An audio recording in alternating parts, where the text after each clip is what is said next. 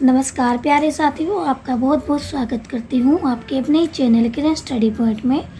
आज की वीडियो में मैं संस्कृत की पाठशाला लेकर आई हूँ और इस संस्कृत की पाठशाला में हम कक्षा 6 का नवम पाठ करण कारक तृतीय विभक्ति का संस्कृत से हिंदी अनुवाद सीखेंगे।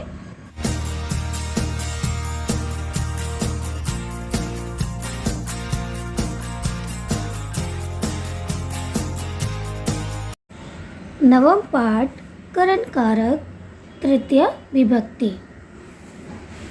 हमारा पाठ शुरू होता है उससे पहले हमें शब्दों के अर्थ जान लेने जरूरी बन जाते हैं, जिससे हमें वाक्यों के समझने में आसानी होगी। चलिए शब्दों के अर्थ देखते हैं। पहला शब्द है कलमेन, उसका अर्थ है पेन से।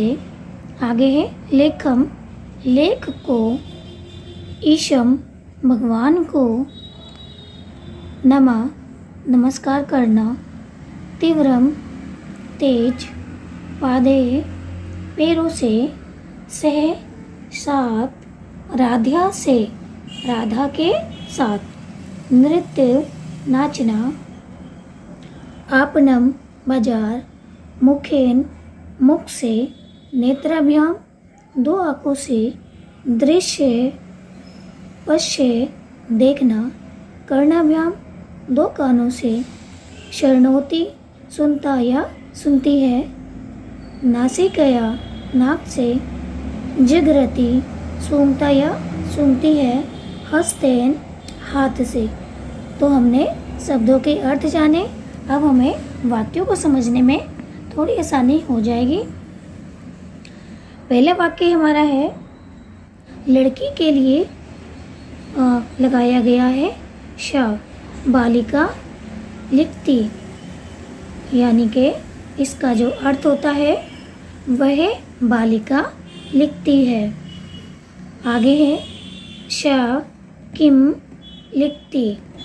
किम यहाँ पर क्या के लिए इस्तेमाल हुआ है, यानी कि सा किम लिखती अर्थात वह क्या लिखती है।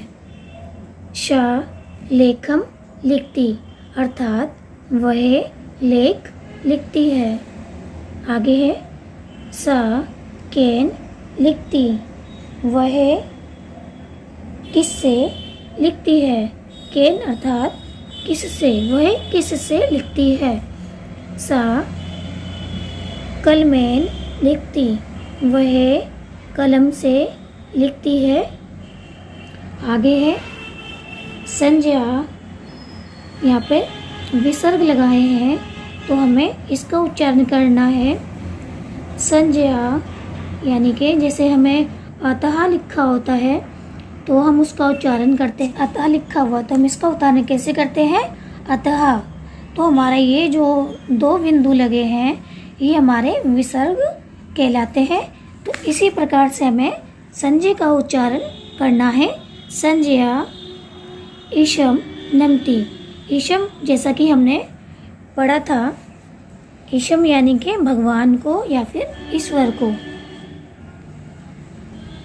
संजय ईशम नमती, संजय ईश्वर को नमस्कार करता है। शे काभ्याम नमती, वह कैसे नमस्कार करता है। काभ्याम अर्थात किस तरह से नमस्कार करता है। से अस्ताभ्याम नमती, वह दोनों हाथों से नमस्कार करता है। एक चीज़ यहाँ पर ध्यान दीजिएगा प्यारे बच्चों, यहाँ पर सा जो लिखा है ये स्त्रीलिंग के लिए लिखा हुआ है और यही पुल्लिंग शब्द के लिए, पुल्लिंग के लिए हमारा शे के पीछे विसर्ग लग जाता है। आगे है अश्व। अश्व का शब्दार्थ होता है घोड़ा। तीव्र यानी के तेज। धावती अर्थात दौड़ता है। अश्व तीव्र, अश्व तीव्रम, ऊपर जो डॉट लग गया इसको हम मार्क की तरह हमें इसका उच्चारण करना है, यानी कि अश्व तीव्रम धावती। क्षय के धावती। वह कैसे या किससे दौड़ता है। श पादे धावती। श अर्थात वह पैरों से दौड़ता है। आगे देखते हैं है विजया विनोदेन से भ्रमती अर्थात विजय विनोद के साथ घूमता है। आगे है हमारा विपिना रचनाया से आपणम गजती अर्थात विपिन रचना के साथ बाजार जाता है। आगे हमारा है श्यामा राधिया से नृत्यति अर्थात श्याम जो है राधा के साथ नाचता है। आगे पढ़ेंगे हम ऐशा अर्थात यह विदुर अस्ति अर्थात यह ऐशा विदुर अस्ति। इसका अर्थ होता है यह विदुर है। ऐशा अर्थात यह। आगे है शे मुखेन खादती वह मुख से खाता है, यानी कि अर्थात वह मुंह के द्वारा खाता है या फिर मुंह से खाता है।